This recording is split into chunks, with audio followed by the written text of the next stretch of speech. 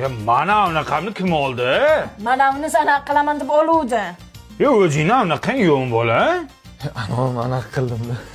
Mayli iftorlikka amlar aytdingmi? Ananing vaqti yo'q ekan. Mana o'zining bugun anasi bor ekan. Ana bo'pti-da. Ozgina anaqa qilib qizim. Ha. Bo'pti, dasturxonga olib kelgan kalbasa-palbasalarni anaqa qilib turib qilaring. Olib kelgan hamma narsangizni ochib, anangiz chiqib yotibdi. Dada, anom nima qilamiz shunda? Ya hali uni anaqa qilmadilaringmi? Siz uni bizga anona qilmadingiz-ku. Ya men uni anaqa qil deyishim shartmi? O'zingizlardan bilib anaqa qilib tashlashim bo'lmaydimi bola? Aytdim men senga o'sha anona qilaylik dedim. Ana nima qilding? Anon tagiga kiruvdim. Ana unaqa tegibdi. Yangi kiyimni anaqasini chiqardi. Bo'ldi, onangga ayt, anaqasi bor, anaqasidan qilsa anaqalar ketadi. Nima edi uning ismi?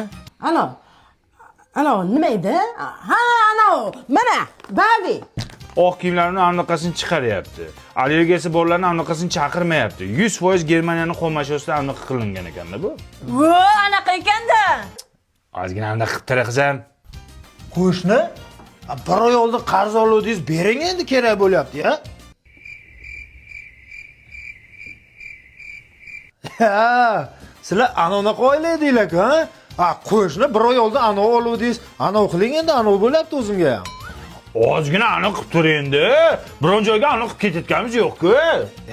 Ana qilmay, qo'shni anoningizga siqsa ana qiling-da.